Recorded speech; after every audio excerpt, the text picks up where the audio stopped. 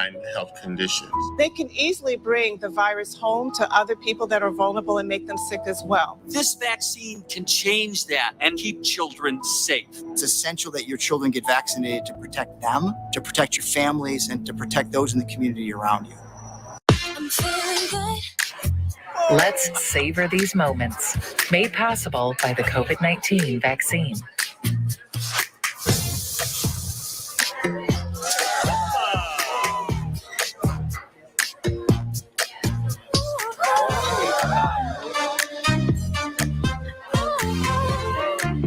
Keep the dining out going by keeping yourself protected and your COVID-19 vaccines up to date. Let's relish these moments, made possible by the COVID-19 vaccine.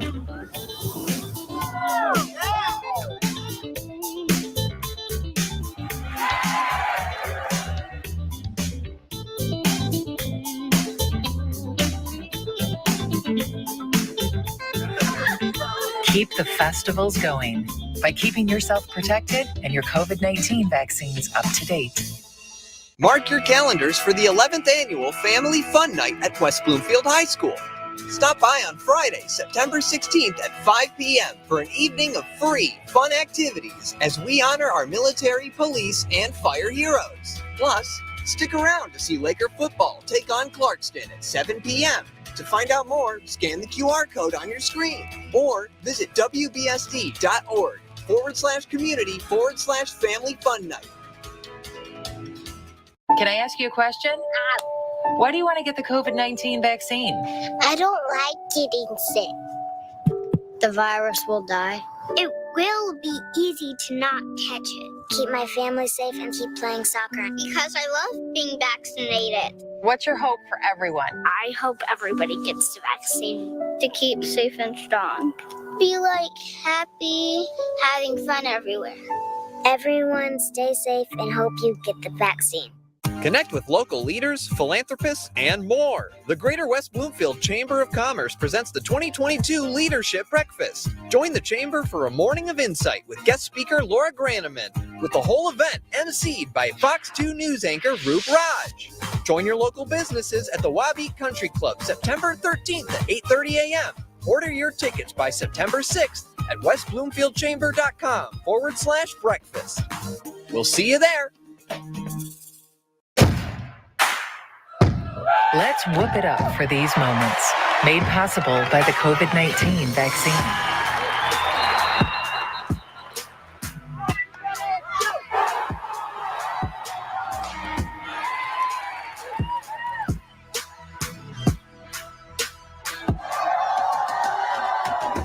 Keep the cheering going by keeping yourself protected and your COVID-19 vaccines up to date.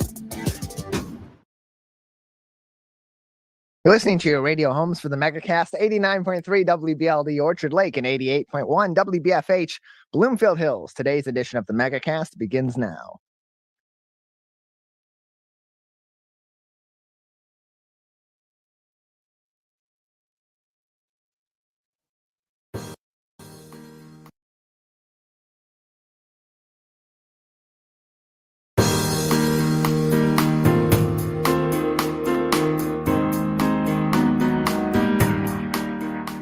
Welcome to the Megacast. I'm Tyler Keefe, welcoming you to our live, local, 5 days a week TV, radio, and streaming show looking into all things Michigan. Today, we'll be talking to a number of people about a whole host of fun and interesting stuff, as well as important news stories here in the state of Michigan. Let's get into today's headlines on our website, civiccentertv.com.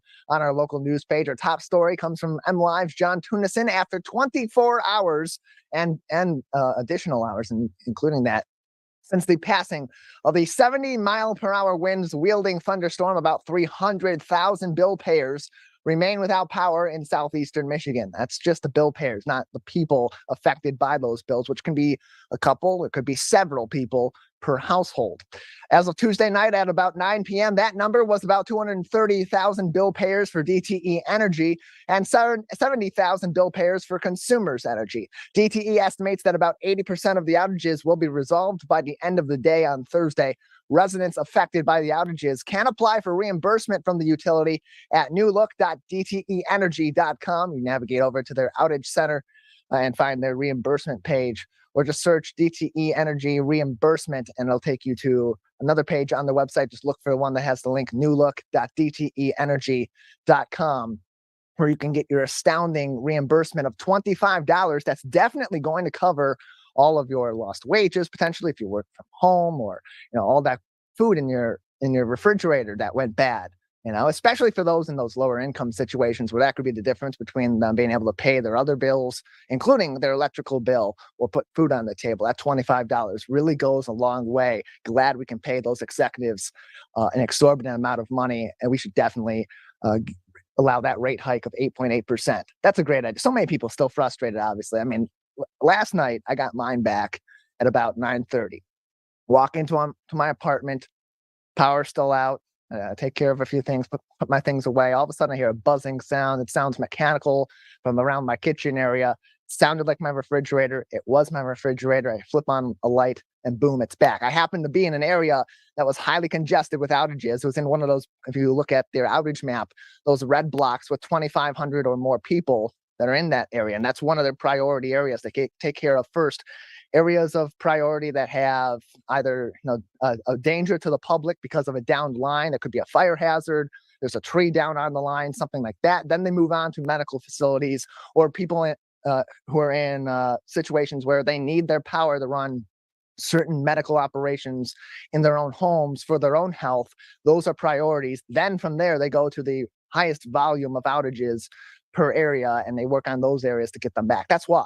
But there's still several thousand, hundreds of thousands of people that are out of power. It's been well over 24 hours. The communication, frankly, on this, I don't think I'm stepping out of line by saying it's been awful from DTE. And this is another incident of this that's been repeated over the years. So definitely tons of frustration across the Metro Detroit area and southeastern Michigan as this utility, where there's really not many options, not exactly being great on their communication in terms of the timeline of this. This is nothing against those line workers, of course. They're doing a miracle of work out there, night and day, to get people's power back on, and they do it very, very effectively and very safely. It's not their fault that these systems that are in place, frankly, are not up to the standards that they should be up to. It's very questionable when people's power is out and when they have their lives severely affected by that power being out, that a reimbursement is offered to them at $25, which is not even a significant fraction of most people's electrical bills per month. And then on top of that, they want to go to the Public Service Commission at the state level and propose an 8.8% rate hike, about $10 a month per bill payer. I don't know. Seems a little bit on murky ground. Also making headlines today on CivicCenterTV.com on our local news page from Nusrat Rahman at the Detroit Free Press on the COVID-19 front. Michigan reported just over 19,000 new COVID-19 cases in the past week, averaging just over 2,700 cases on the daily and adding a total of 129 deaths. The state had a positivity rate with reported tests at about 20.3% as of Monday out of 10,779 tests that were reported to health authorities. That is the latest numbers. Of course, those are reported once a week now from the state level. And we'll, of course, have those updates for you on the Megacast as soon as we get them from these news outlets and from the state on CivicCenterTV.com on our local news page. Finally making headlines there today from the Detroit News' Beth LeBlanc. A federal judge turned down the Secretary of State Jocelyn Benson's request to curb a lawsuit challenging maintenance of the state's qualified voter file, most notably about removing deceased individuals from the voter roll. The lawsuit was filed by the Public Interest Legal Foundation out of Indianapolis. Yes, that's Indianapolis, Indiana, not Indianapolis, Michigan, with the goal of seeking to promote the integrity of elections in Michigan and other jurisdictions nationwide. That is in quotations. They said, quote, seeking to promote in the integrity of elections in Michigan and other jurisdictions nationwide, and closed quote. In a response to the federal judge's ruling, Secretary of State Benson said that her office would not comment on an ongoing case, but did state, quote, Michigan's voter registration list is maintained in accordance with all applicable state and federal laws, and our system has protocols in place to ensure its integrity, and closed quote. For reference, federal law requires inactive voters to be removed from the qualified voter file after missing 2 consecutive statewide federal elections. Ongoing case, very interesting and immensely important to the future of our elections here in the state of Michigan. You got to get this right for the integrity of our elections, regardless of the politics. If there's something that can be cleaned up in the process, that's great. If that's what comes out of this, that's awesome. If there isn't anything, then that's fine too. That only says that our already strong and secure process is strong and secure enough to maintain itself at this moment in time. But if there's something that can be cleaned up, and that is found in that case, that's only of benefit to the people of Michigan. Either way you go on this, it's all about improving our state's elections. All those headlines on our website, civiccentertv.com, on our local news page, as well as those ever helpful links to updated info on COVID-19 on the daily from the CDC, the MDHHS, and the Oakland County Health Division. We have a great program ahead on this Wednesday edition of the Megacast. Coming up next, we'll talk Labor Day weekend travel with the Michigan Economic Development Corporation's Odie Mckinley. This is the Megacast. In the face of COVID-19, staying healthy is important. And now the same is true as we face the flu. Influenza has the potential to infect millions, putting lives and the healthcare system at risk. Fortunately, it's easy to protect yourself. The flu vaccine is safe and effective, and with COVID-19 still spreading, it's essential. To see how you can hit this virus head-on, visit michigan.gov/flu. Fire Prevention Week is just around the corner. Join volunteer, part-time, and on-call firefighters at this year's Fire Open House. Catch up on your fire safety knowledge with live demonstrations and hands-on activities. Chat with local businesses and resources about fire prevention, see some familiar faces, fight future fires, and make some new friends. The West Bloomfield Fire Open House, October 2nd from noon to 3 p.m. at Fire Station 1 on Orchard Lake Road. Now that the vaccine is available for children 5 and up, why do you recommend it? Kids are part of the community and they can spread COVID. We're seeing both healthy children getting sick from the virus as well as children with underlying health conditions. They can easily bring the virus home to other people that are vulnerable and make them sick as well. This vaccine can change that and keep children safe. It's essential that your children get vaccinated to protect them, to protect your families, and to protect those in the community around you. Let's savor these moments. Made possible by the COVID-19 vaccine.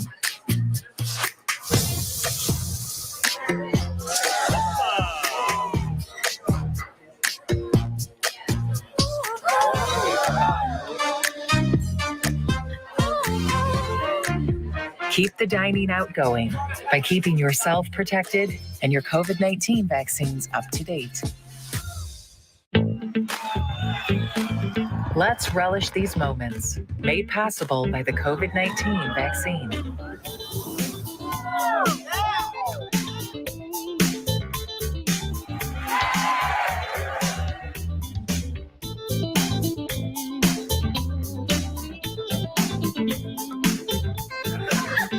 Keep the festivals going by keeping yourself protected and your COVID-19 vaccines up to date.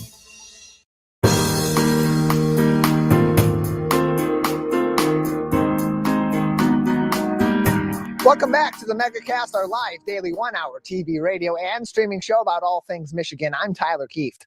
Learn more about the program at civiccentertv.com/megacast, where you'll find information on our entire network of stations, including My Michigan TV. Well, summer's coming to a close. Our last fun weekend to cap off the unofficial end of the season is, of course, Labor Day weekend coming up this weekend, and Michigan is sure to be buzzing with tourism and travel for many who take some extra time out of the office over the next few days. Here to talk about what some of those plans may be or can be is Odie Mckinley, Media and Communications Manager with the Michigan Economic Development Corporation. Odie, thanks for being with us today. Hey, thanks for the opportunity. How are we doing today? Doing all right. Power's out for a lot of us here in southeastern Michigan, including our studio here. So you know what? I'll admit it's a little bit warm in here. We have a backup power on that does not include the AC, and I am a terrible decision maker clearly because I'm wearing a pullover. But other than that, you know what? I'm just trying to soak in the last bit of the summer warmth, Odie. That's right. You're going to bring it forth past the Labor Day holiday weekend and get ready for a great fall season. Yeah, I know just if I store a little bit of that warmth, maybe the winter won't be as cool and snowy as it's being predicted to be by some outlets. But that being said, let's keep it on the summer information for now and the fall as we look forward to the next season here in Michigan for travelers. Labor Day weekend, big weekend for travel in a normal year. It seems like we're in a more normal year than we have had in the past several. So what's the expectation for Labor Day weekend in terms of in terms of the predictions for travel across the state of Michigan for people coming into Michigan from other states for travel and tourism this weekend? Yeah, this is historically one of the biggest weekends for travel. As families are getting their kids back into school, it's that one last blast to be able to enjoy some of the things that Michigan affords. So we're anticipating it being a busy travel weekend, which is great for our communities across the state and the small businesses in which kind of help lead that charge in the tourism industry. And so one of the most celebrated events for Labor Day weekend in the state of Michigan, something that people all across the state and all across the region even travel to Michigan for, is of course the Mackinac Bridge Walk. It's back again this Labor Day weekend. What's the expectation for that in terms of the turnout? Because it has in the past had a massive turnout. In the last few years, that's been able to go on. It still had a very solid turnout. But are you expecting that to kind of have a resurgence this year, given where we're at with COVID-19? Yeah, I think so. I mean, all indications point towards this being a big bridge walk year. As you mentioned, the last few years, it hasn't had the numbers, which understandably so. But with travel increasing this year, the tourism industry, growing upon the past few years, certainly we expect a lot of people taking the hike across the bridge. For those that maybe aren't going to go so far north to do the Mackinac Bridge Walk or to go to Mackinac Island or other places in and near the UP, what are some other great places for people that maybe are taking a sudden Labor Day weekend trip with their family? They say, you know what, we got a long weekend. Let's go do something fun. Let's stay right here in the state of Michigan, but maybe not make this a quick staycation. What are some fun places people can go kind of quickly, kind of just all of a sudden this Labor Day weekend and have a really great time in the Great Lakes state? Yeah, well, from the Detroit area, you can shoot over to Dearborn, which is a quick trip. And you can make that a day trip or you can make it a weekend trip and enjoy the Henry Ford Museum of American Innovation, which is a gotta do if you've never been. But if you want to spend the night, make the next day out of it and go visit Greenfield Village, where you've got the opportunity to step in the lab where Thomas Edison had his light bulb moment. And take a ride in a Model T, just kind of walk through that time period. It's a great experience. And then also sticking on the Ford path, go tour the Ford Rouge factory tour, where you get to watch the iconic F-150 being built in real time right in front of your eyes. And again, you can make that a weekend trip or you can, make it a day trip. So again, not too far from downtown Detroit. But if beach towns is kind of more your thing, again, you don't have to go too far. Just shoot up through Port Huron, follow M25 along the eastern coast of the Thumb, going through Lakeport, Lexington, all the way up through and around the tip of the Thumb into Port Austin and Caseville. Great beach towns, great restaurants, great small businesses, shops, cafes. I mean, you can make that a day trip or make it a long weekend trip. Yeah, for those baseball fans, you mentioned Dearborn going to Greenfield Village. You got the old time baseball game out there. You'll probably see a lot better baseball there than you will from our Detroit Tigers anytime soon. Be optimistic.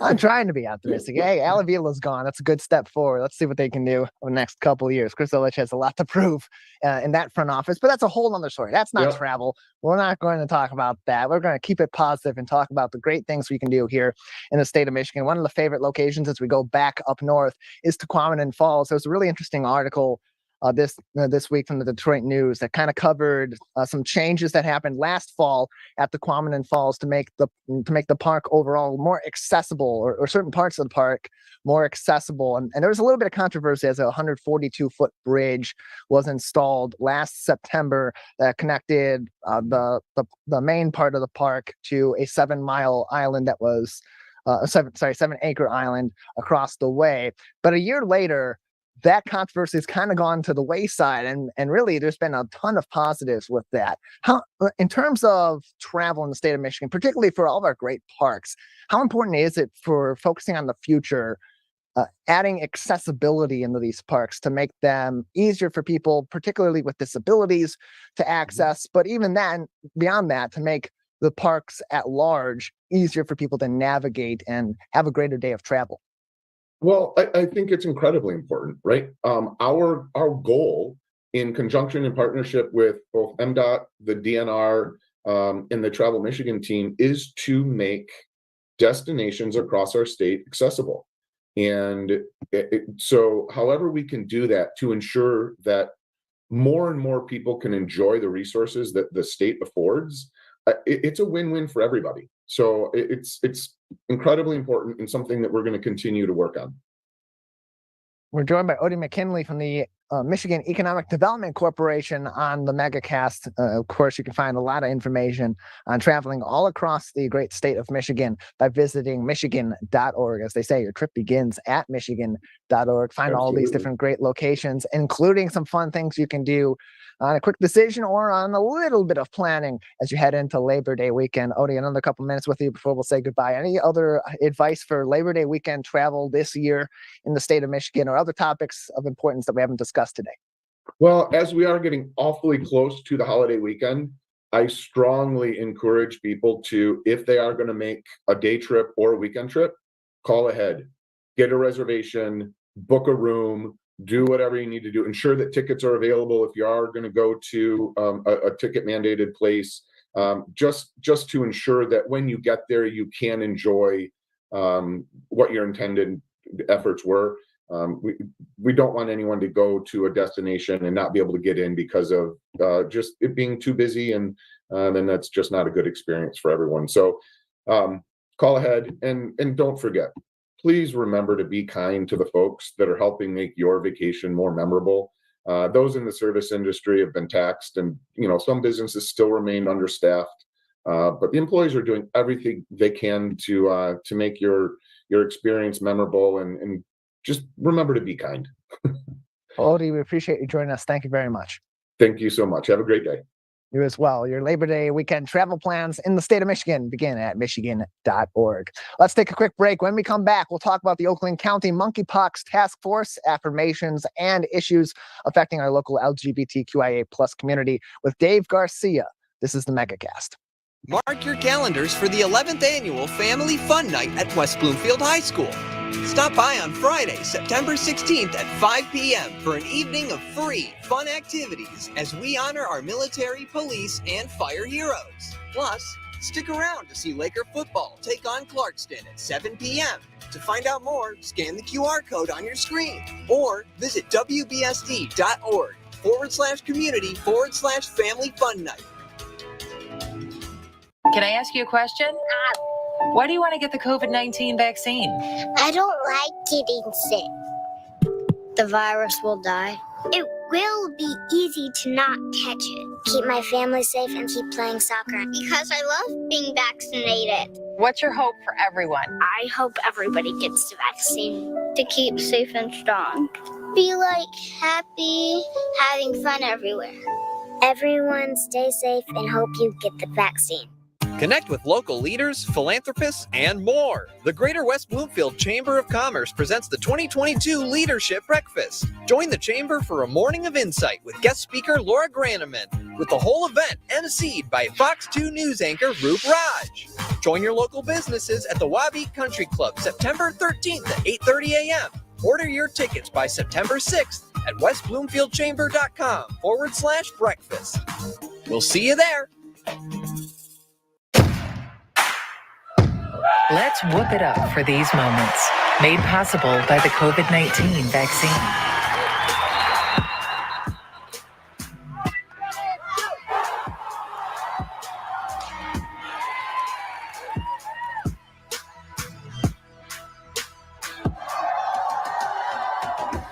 Keep the cheering going by keeping yourself protected and your COVID-19 vaccines up to date. In the face of COVID-19, staying healthy is important. And now the same is true as we face the flu. Influenza has the potential to infect millions, putting lives and the healthcare system at risk. Fortunately, it's easy to protect yourself. The flu vaccine is safe and effective, and with COVID-19 still spreading, it's essential. To see how you can hit this virus head on, visit michigan.gov/flu.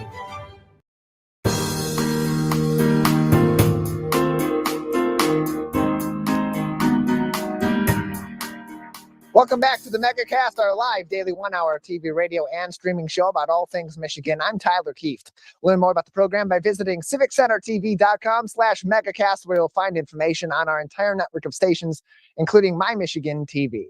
With over 150 cases of monkeypox in Michigan, Oakland County's frontline efforts to get ahead and take precautions against the virus have been a priority in recent months. Joining us now on the Mackinac to talk about that and more is Dave Garcia, Executive Director of Affirmations, an LGBTQIA+ advocacy group out of Ferndale, who is also serving on Oakland County's new monkeypox task force. Dave, thank you for joining us today. Morning. Appreciate having you on. First time we talked was quite literally the day that the monkeypox task force had been announced in Oakland County. In the weeks and in the months since that has passed, what has been some of the work that's been done on the task force to combat monkeypox here in Oakland County? Well, we've been doing a lot of work, actually. Not only are we meeting every week, just yesterday we had vaccination clinic here at Affirmations. We had over 60 people. This is a handful. We probably had 5 or 6 now. Every single clinic that we've had, we've run out of vaccine, and we have 3 more next week, Tuesday, Wednesday, and Thursday here at Affirmations. So, right now we are doing our best to get more vaccine into the state of Michigan and then also spread across the entire state, and especially here in Oakland County, where we're seeing both in Wayne County and Oakland County, the numbers are the largest in the state as well. So, we're doing our best to get people vaccinated and get more vaccine here. Most of the vaccine is still coming from Denmark. The national stockpile has gone to Los Angeles and New York. So we need to do a better job of getting more vaccine here. Every time we have a vaccine clinic, we run out. And so as you have probably heard, we've moved from a regular shot or a subcutaneous shot to now the intradermal shot, just under the skin, much like a TB shot. That is to spread the vaccine. Every vial now can be 5 shots if done correctly. And if we can spread that vaccine out, then that gives us some time to get more vaccine into the country, either from Denmark or the new contract that the federal government has just signed with a manufacturer actually out of Grand Rapids, which should bring another 3-point-some million shots into the country to be able to be disseminated. So if we can do those things correctly, and if we can spread the vaccine out now, then the cavalry is coming. But we need more vaccine, and we need it soon.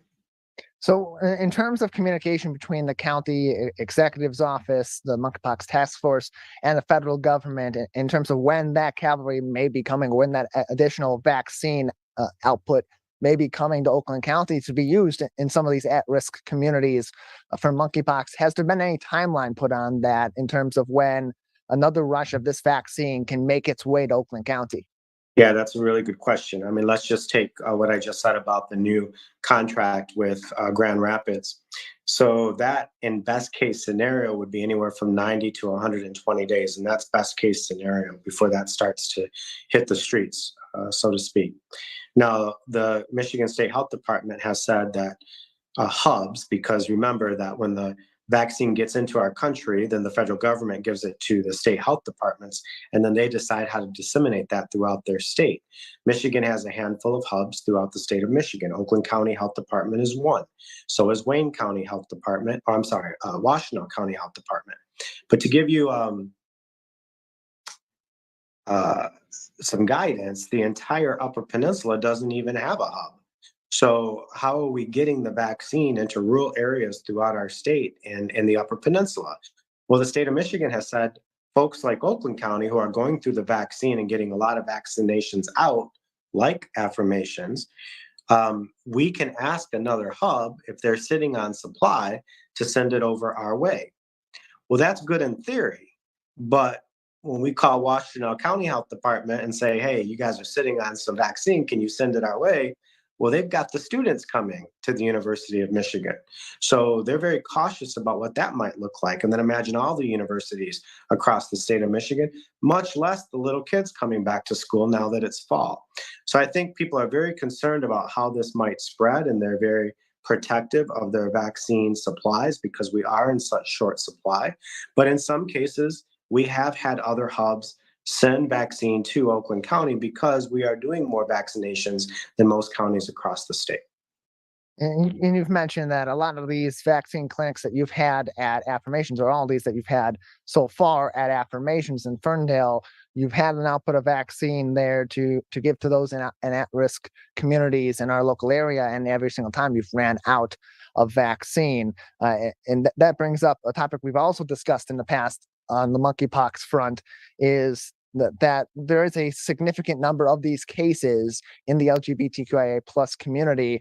And so there comes a couple of issues with that. A, how do you protect this community that is statistically at this time more at risk for contracting this virus, while also continuing to put out a messaging campaign that informs the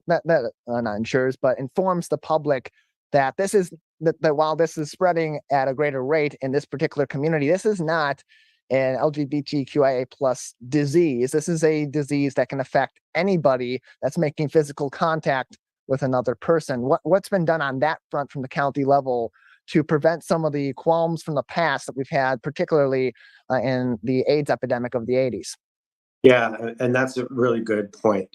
Monkeypox has been around in Africa for a while now. It's not new. It's not like the COVID vaccine or the COVID virus. And so we've known about this, and in Africa, it's not primarily in the LGBTQ community. And so it got a foothold in our community here in the United States and is spreading in our community. So we have to be very honest about that with our community and trying to keep people safe.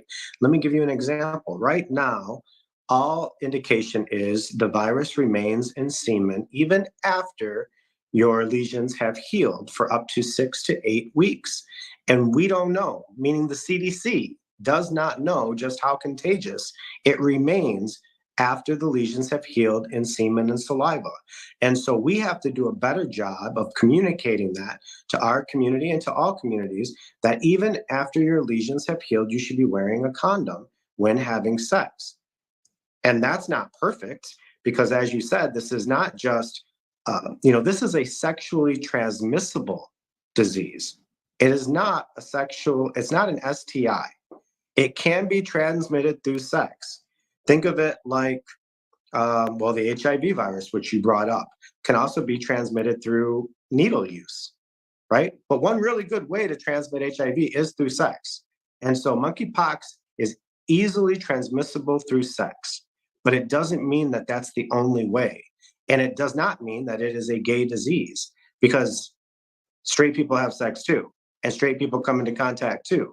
And if we do not get out ahead of this and stop it now and do our best and not allow homophobia or bigotry to get in the way, then hopefully we can get a rein on this thing before it enters into larger and wider communities. Yeah, it's prolonged physical contact that is the primary way that this is spread, and that is across all communities and all different contexts.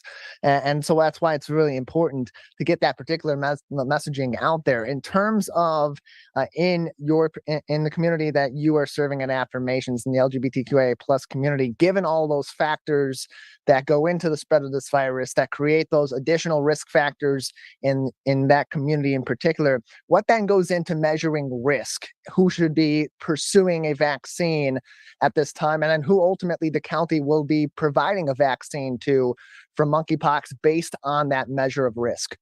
Well, right now, because the vaccine is in such short supply, the highest risk factors are men who have sex with men, multiple partners. Also extended to HIV positive folks, anybody that is on PrEP, pre-exposure prophylaxis makes sense. And we are now starting here at Affirmations the second shot. So you can get a second shot now at Affirmations. And the CDC is recommending that across the board. So if you are in those categories, then you should qualify for a second shot. Now, that second shot is likely going to be just under the skin, intradermal. And, these are terms I didn't even know about before monkeypox. So that is likely going to be the shot that you get, because we need to spread out the vaccine supply while we can, and while we pressure the federal government and others to get more vaccine into the state of Michigan.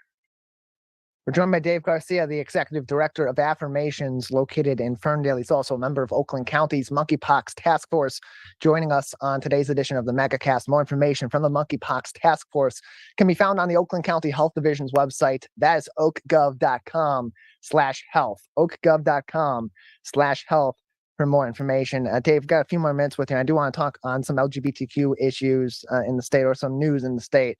A recent report from Campus Pride's 2022 Best of the Best list had listed both the University of Michigan and Oakland University among some of the most LGBTQ friendly campuses in the entire nation. In terms of creating a more inclusive environment and a more friendly environment for people of all different backgrounds, especially at the university level, how important is it in those particular communities, especially for those in the LGBTQIA+ community, for these universities, for students of all different backgrounds, to be putting forth these significant efforts to increase the friendliness of the campus, the inclusion in the campus for all these different communities, and making it not only a more welcoming environment and a more tolerant environment, but a more well-informed environment about the issues affecting these marginalized communities? Well, I think it's really important. I think back to a good friend of mine, Jim Toy, who's over my shoulder here in my office, who passed away recently and started the Spectrum Center at the University of Michigan, the first LGBTQ student center at any university in the entire country. And back then, they could not, call it LGBTQ or queer or gay. It was something around the lines of, human sexuality and gender studies or something like that back then. And so, Jim just passed away after having started the Spectrum Center at the University of Michigan. And look, if we're going to attract and retain the top talent in the state of Michigan in all areas and all fields, then we have to be more inclusive, and we have to protect legally the rights of LGBTQ people here in the state of Michigan. Otherwise, they're going to go to California, they're going to go to Chicago, they're going to go to other areas where they can raise a family and where they can have a job and not be afraid of losing that job, and raise a same-sex, family without don't say gay laws in schools, for example. And look, in the state of Michigan right now, we are not far from Florida. We have conservative politicians in Lansing that are ready to go with Don't Say Gay, that are ready to go with anti-trans bills in sports, that are just waiting for an opportunity to introduce those bills, and they have the votes. The only thing that is keeping them from doing that right now is that we have a governor who will veto that. And so it is extremely important for us to be vigilant, to get out the vote, and to support any candidate. I don't care what party, as long as they are for equality for all people. We are not asking for anything more or less than what the straight community already has. That's it. That's all we want. Just simple equality, nothing more, nothing less. And if we don't get that in the state of Michigan, to your point, then students are going to go elsewhere. Why wouldn't they? Why would they stay here if they can't have equal opportunity? And so universities like the University of Michigan and Oakland and others who are doing their best to provide equal opportunity for their students, of course, they're going to be ahead of the game and extremely important for the future of our state. Yeah, some other universities in Michigan that did partake in the index included U of M, Dearborn, Western Michigan, Michigan Tech, Grand Valley State, Wayne State, and Henry Ford Community College. Of course, those are not coming close to the 5-star rating on the index that Oakland University and the University of Michigan did attain. Dave, appreciate your time, appreciate your insight on all of these issues. Anything else that we haven't discussed today, or other issues that you'd like to speak on before we let you go? I would just say that those universities are also important for monkeypox because we need to get the word out across the state to those universities as those students are coming into school about how to get vaccinated. Those are congregate settings, and they could become a problem quickly if we don't get the vaccine. Not just the schools, assisted living facilities, the jails. Think about the jails and the prisons and all of the schools that the little kids are coming back to. So back to your monkeypox questions, we have to do a better job of disseminating the vaccine through congregate settings across the state. Affirmations Executive Director Dave Garcia has been joining us on the Megacast. Dave, appreciate your time and appreciate your insight today. Absolutely. Thank you. More information can be found at oakgov.com/health. oakgov.com/health for those that are going back to school and want to keep up to date on information regarding monkeypox vaccines on their campus for the two largest universities at the state level. Those being, of course, Michigan State University and the University of Michigan, MSU Today, that msu.edu. Click on health. On that website, you'll get more information on the monkeypox situation at Michigan State University.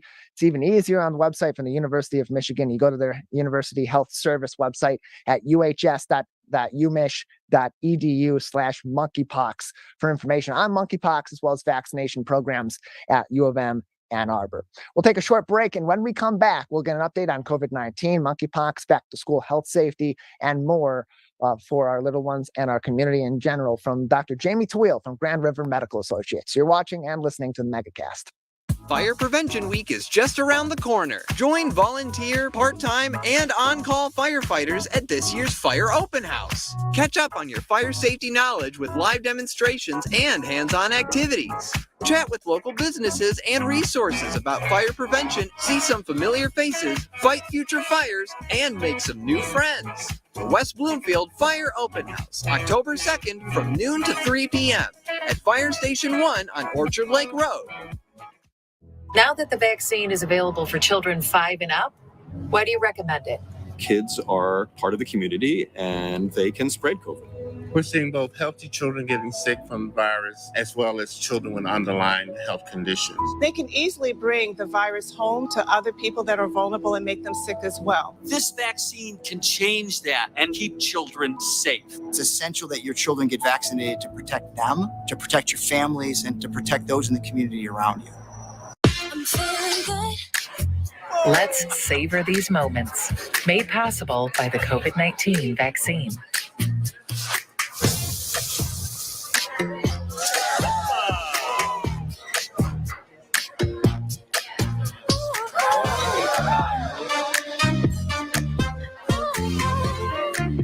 Keep the dining out going by keeping yourself protected and your COVID-19 vaccines up to date. Let's relish these moments, made possible by the COVID-19 vaccine.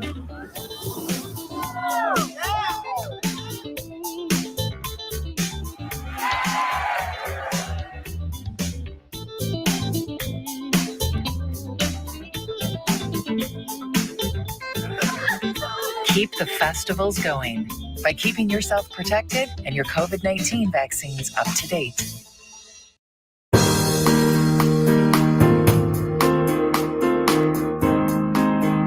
Welcome back to the Megacast, our live daily 1-hour TV, radio, and streaming show about all things Michigan. I'm Tyler Kieft. Learn more about the program by visiting civiccentertv.com/megacast, where you'll find information on our entire network of stations, including My Michigan TV. As we head out of summer and into the fall, not only are we keeping up to date on COVID-19 and keeping that in consideration as we head back into the office and send our little ones off to school, we are also focusing on a number of other health issues affecting our families and our community. And for many of us, it's that time to get those routine health checks. Here to help us clear up this mass of information and get our questions answered is Dr. Jamie Tawil, internal medicine specialist at Grand River Medical Associates. Dr. Tawil, thanks for joining us again. Thank you so much for having me, as always. How you guys doing? Doing all right this morning. How are you doing? I'm getting there, slowly but surely. Yeah, that's seems to be the case for a lot of people today after the week we've had so far. Dr. Tawil, we are coming toward the unofficial end of summer with Labor Day weekend just a few days away. And with that going into a new season, going into the fall, a transition point for the year, that's one of those times when a lot of people should be starting to think about some of those routine medical checkups, or maybe even do think about those routine medical checkups at this time of the year, especially for our kids. What are some of those checkups that parents and individuals that are adults who's taking care of themselves as well should be considering getting at this point in time? Oh, general checkups are always important, whether or not you feel like you have anything wrong. The saying goes, an ounce of prevention is worth a pound of cure. I strongly recommend that you guys get your routine physicals. You guys, you guys being the general public and as well as with kids, make sure vaccines are up to date, not just for COVID, but for all other things. As well as making sure that you're getting your age-appropriate screening. You want to get screened for colon cancer if you're above the age of 45, as the guidelines have just changed those rules. Make sure you're doing cardiovascular screening, lipid profile, make sure you're being checked for diabetes, all the preventable things that you're getting on top of. And if you're female, mammograms, male, prostate checks, et cetera, et cetera. So for the kids in particular, as they're heading back into school this year with COVID-19, not as much of a factor in the return to school proper and procedurally, but certainly still a factor in the community, as well as spread of other diseases like monkeypox. What additional considerations should parents be making at this time as they're getting ready to send their kids back to school, and maybe even some additional checks that they can make when their kids are coming home to decide whether or not it is best for their kid and, of course, for the rest of the classroom and their school to send them to school the next day? Well, I think a lot of it's going to be based on a few things. I think a lot of it's going to be based on what the school is going to recommend. I think individual districts are going to make recommendations based on the public health issues that are facing those particular districts. So I think mainly keeping in touch with your school and your administrators to get a good idea of exactly what the big concerns are in those pockets of areas. The other issue is to make sure that your children are up to date on all vaccines. And as monkeypox/smallpox vaccines become more available, I would recommend getting those, recommend staying up to date on COVID vaccines as appropriate. And, again, we're past COVID, but the general rule should remain. The one thing that should have changed for everybody is contact precautions, making sure you're washing your hands, making sure things like that are being done. You are, avoiding intimate contact with other people for prolonged periods of time that you're not fully aware of. Assume everyone has something. I don't mean to make a scare tactic by any means, but that's going to be the best way to be preventative in these situations. We're joined by Dr. Jamie Tawil from Grand River Medical Associates on today's edition of the Megacast. On the COVID-19 front, case numbers continue to be pretty consistent in terms of how they're coming back from the test positivity that's reported to the state. It's really hanging around, the 15 to 20% mark. Last week, about just over 19,000 new cases reported at the state level. In your office and in our local area here, how much of a concern in the medical community as COVID-19 continues to be, as it still is spreading, but maybe isn't having as severe of an impact on the community as it's had in the past? So COVID is still there, it's still around, and I'm still getting phone calls when people are getting it. I think as people are getting a little bit more lax, that's when it's kind of striking. My joke is that it's kind of like taxes. It's going to catch up to everybody. I feel that we did a really good job of slowing it down, but what we didn't do was stop it. And that's going to take a lot more, and it's going to take some time. The good news is the particular variant of COVID that's around these days is actually not as aggressive. So thankfully, we're not having hospitalizations, as insane as they were when things first started. People are getting COVID, but they are getting a much milder case of COVID. And I'm not suggesting that that's you don't want to get sick by any means. And again, you want to make sure that you're keeping your comorbid conditions down. You're making sure your blood pressure is controlled, your diabetes are controlled, et cetera. But at the same time, the good news is that while COVID is pretty steady, deaths and hospitalizations are kind of leveling off, which is always a good thing. But I am seeing quite an uptick. It kind of has been coming in waves as far as I see. The vaccines seem to have been helping a little bit. It's not preventing catching it with this particular strain, but it is making sure that things are a little bit easier. Not to mention that the introduction of Paxlovid, which is a COVID pill that's used for the emergency use for treatment of COVID, has been helping patients as well. So if they do get COVID, they are able to get Paxlovid and hopefully help to reduce their symptoms and hopefully reduce any long-term effects. We're joined by Dr. Jamie Twill from Grand River Medical Associates on the Megacast. You can get in contact with his office and learn more information by visiting grandrivermedical.com, grandrivermedical.com for more information, or give them a call, 248-264-6169, 248-264-6169 for more information. Dr. Twill, another concern in the local community, and we just talked about this recently on the show several times, has been monkeypox. It's not necessarily spreading at the rate that COVID-19 is spreading at this moment in time, or has spread in the past, but it's been a growing concern across the U.S. and around the world as it's spread in a variety of places. What sort of questions are you getting at this time from your patients, or better yet, what sort of advice are you giving your patients that may be concerned about monkeypox at this time to be aware of, and where that is at in our communities? So the majority of the questions that I've been getting from my patients have been basically this: should I worry? and the answer is, you should always be concerned whenever there's something that's kind of becoming a bit of a resurgence. With regards to monkeypox, it is not spread as easily as COVID, thankfully. It does require a little bit more contact, fluid contact, direct sexual contact, etc. However, that doesn't mean that it's a free-for-all. Obviously, we're seeing cases rise. So maintaining very safe, appropriate contact precautions is going to help the majority of patients. And that's usually what I'm telling people. The other thing I'm telling people is to not discount any type of rash that they are getting. A lot of times these things are going misdiagnosed, and that's kind of how the spread is occurring. A lot of people are thinking that it's something different. Physicians sometimes are confusing it for sexually transmitted diseases, and the ability to get the test for it has been a little bit stymied. So that's kind of how this spread is occurring. But I am telling patients, as long as they're maintaining a little bit of awareness of anything new, rashes, and so forth, as well as maintaining appropriate precautions, safe sexual practices, hopefully this can be a little bit more blunted. And as the vaccine becomes more available to help reduce the severity of the disease, we can breathe a little bit easier, so to speak.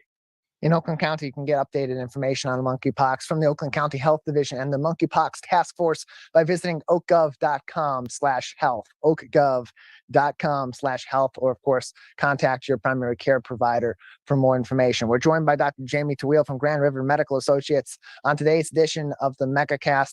Dr. Twill, what are some other common issues that you're seeing maybe in your practice, or you're hearing from other doctors in the local community that are affecting patients at this time?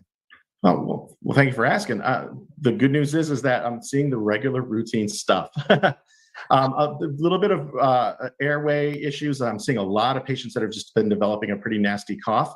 COVID has been so mild that people are actually thinking that cases of COVID are common cold. So they're, believe it or not, unfortunately spreading it because they're not getting tested because they don't think it's anything. They feel that if it's COVID, it's going to be severe.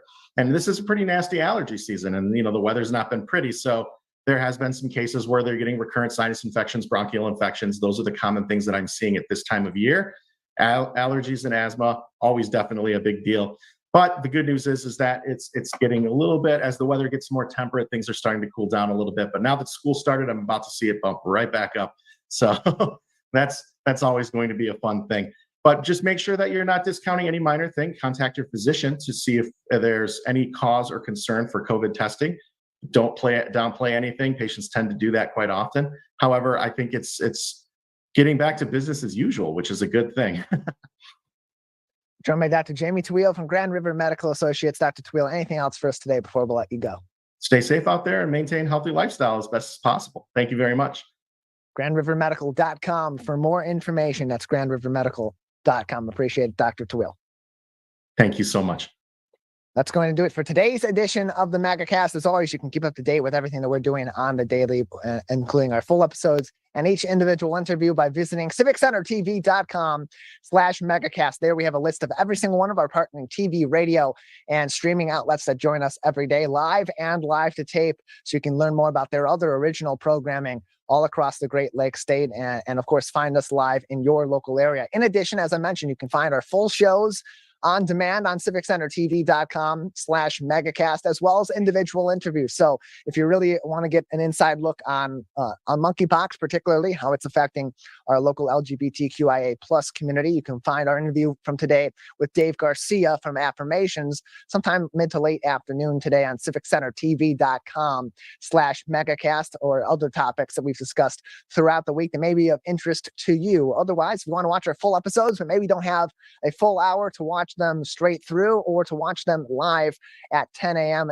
each and every day, you can find those also on demand on our Megacast page, civiccentertv.com/megacast. At the top of our screen, of course, you'll see on our website, civiccentertv.com, you'll see our local news link. You click on that right at the top of that page on civiccentertv.com/local-news. We have links to the Centers for Disease Control and Prevention in Atlanta, Georgia, the Michigan Department of Health and Human Services in Lansing, and of course the Oakland County Health Division in Pontiac for their specific information on COVID-19, local, state, and across the country, to keep you updated on where we are at in the COVID-19 pandemic. It's different than it was before. It's not as severe of a worry necessarily across the board as it's been in the past, but we're still in the middle of a global pandemic with COVID-19, and it's important to keep getting those updates at all different levels, and you can do that easily. civiccentertv.com on our local news page, right at the top of the page. Those links take you directly to those outlets, COVID-19 specific web pages, so you don't have to dig through the weeds of the internet to find information from reliable sources